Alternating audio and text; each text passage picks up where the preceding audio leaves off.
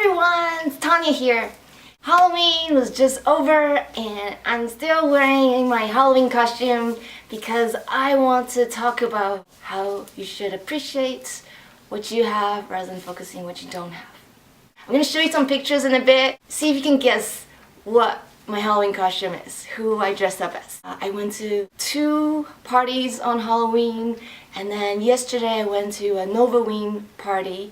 Some of my friends, they live in this big house. These are my favorite people in the world. Every November they will have Noveween, which happens after Halloween because they want to go to all the cool Halloween parties, which all happen on Halloween night, and then afterwards they'll throw their own party, which was last night. So I had a blast. So did you guess what my costume is? I am Ava from Ex Machina, the movie. I'm sitting on a trampoline, so let me just get up and show you the rest of the outfit.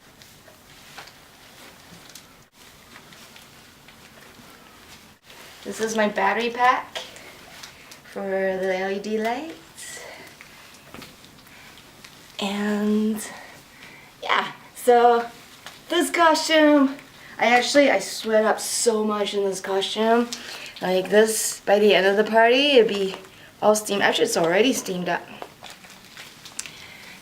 And it's really hard to use the washroom in this. It took maybe, I don't know, 40 hours, 80 hours. I lost track. Just took forever. Even though I'm a fashion designer, you think I'm good at sewing, but I actually have tailors to sew my stuff, so I'm not good at sewing. Well, I really want to talk about Halloween today, in part because I think it's a good example of how you can look at the things in your life and appreciate what you have rather than focusing what you don't have. So, ooh, I still have some double-sided tape on my neck. Let me just, okay, we're good. When I was researching for my costume, I always think about what I have that is to my advantage. The character Ava from Ex Machina came up as the first suggestion. So I thought, hey, like Ava has no hair, I have no hair, so that works. Basically, when I did the headpiece, I just use saran wrap over my head and then use clear tape to tape over to make the shape of my head, and then I use aluminum tape over my head. Then I put the fishnet over. I wouldn't have thought to do that, I guess, if I never made wig templates. It's like saran wrap, clear tape, and then you send in the shape of your head to a wig store, right? If I had lots of hair, it would be kind of difficult to hide all that hair and be in this costume. So the question I have for you is, what are the 5 things that you think are the benefits of having alopecia, of being hairless? Like, what are some advantages that you have because you don't have hair? Let me tell you my 5 things. First of all, I like not having to shave. So actually I do have to shave my head because I am growing some hair, just that it's not even. So I do shave my head, but I don't shave from the neck down. So that's good. And it's pretty convenient. Number 2 is that it's actually a really good way to connect with people. When I meet someone new, whether I'm wearing a wig or not, sometimes alopecia just comes up. And then I would tell my story.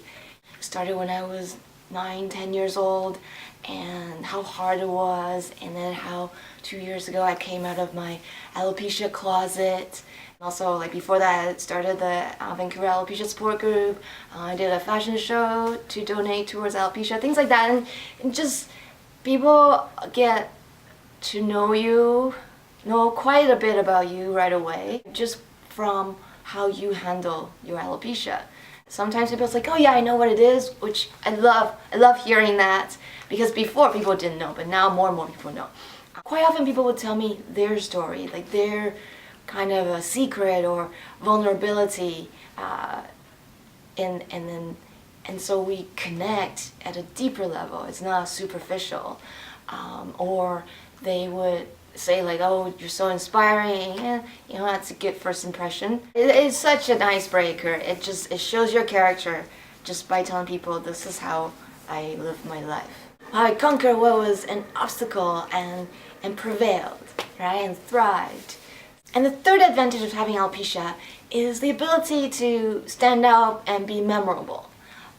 Only if you choose to. If you don't want to stand out, you can just put on a normal wig. I was at a conference with 3,000 people recently, and I know that people will remember me and people come up to me and tell me, oh, you look awesome.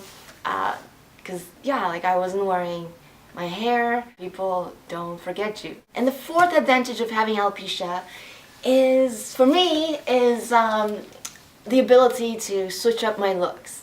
I have close to 30 wigs now, some expensive, some cheap.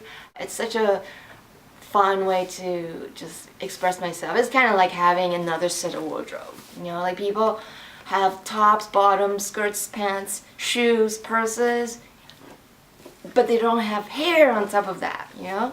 You can totally multiply your options when you add hair into the equation, or wigs, I should say. And I remember Lady Gaga had a song called Hair. Throughout the song, the main lyrics is, I am my hair, I am my hair. And in the music video, she just like shows like her in different wigs, and sometimes she has no hair. Lady Gaga is not shallow. My interpretation of what she did there was that she's showing that, yeah, look, like I am my hair, and look how elusive, how changing and diverse my hair is, and it's not actually my hair. So I am my hair, but I'm not. That's how I interpret her message. And when I try on different looks, like different wigs, it's, you know, sometimes I have like very goth look, like straight black hair, or I have like wavy perm, and like blonde hair, red hair, pink, purple, white. I'm just playing with different variations of me. Not so much like I'm goth per se, or like have that bombshell personality, but it's interesting to play those different roles and then see how people treat you the same or treat you differently, and not to take it so seriously, because yeah, like of course, like you can take on different looks and it changes like people's perception of you, but then in a way it doesn't, right? So I have done experiments where like I go with or without hair, and it's, if you don't think it makes a difference, it doesn't make a difference.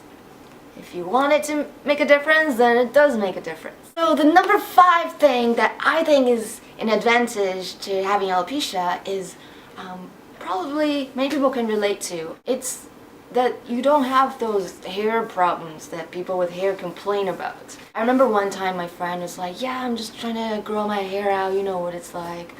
And I was like, no, don't know what that's like. Another one, it's a pretty easy one, a bad hair day. You don't have bad hair day. If like a wig doesn't look right, I just change another wig. If I feel like not wearing a wig, and I don't. I have this like giant curly blonde and white ombre hair, and people are like, whoa, how'd you do that? Honestly, even if I grew hair, this would be pretty much impossible. Super fun at parties. It's pretty heavy though.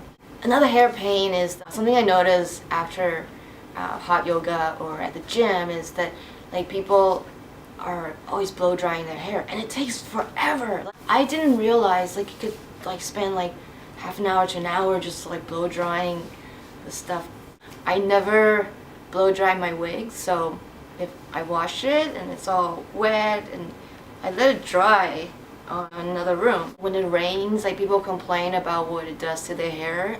I don't know the details, but I think it's pretty shitty. One last hair pain I could think of is those yucky hair days.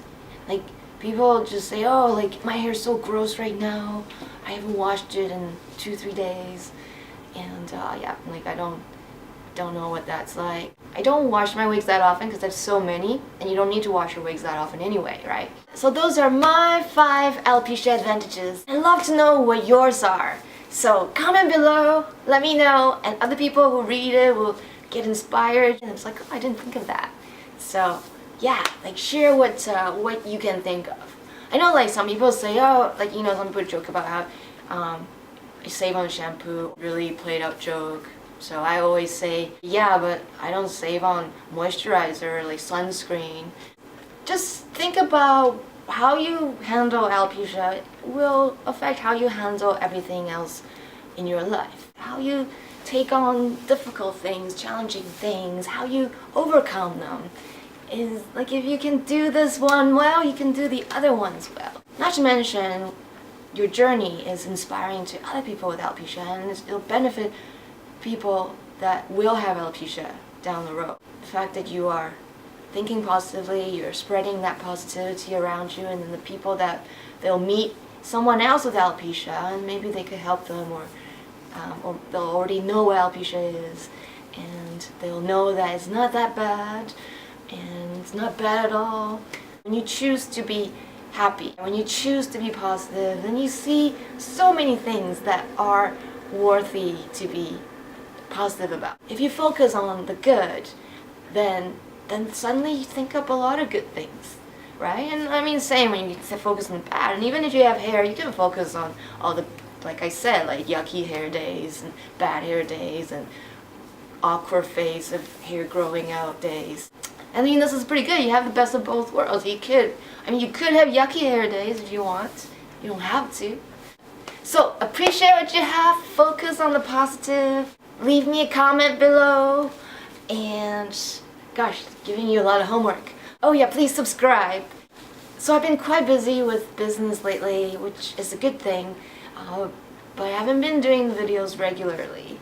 So if you subscribe, you'll get notified when I have a video out. That way you know when it's out.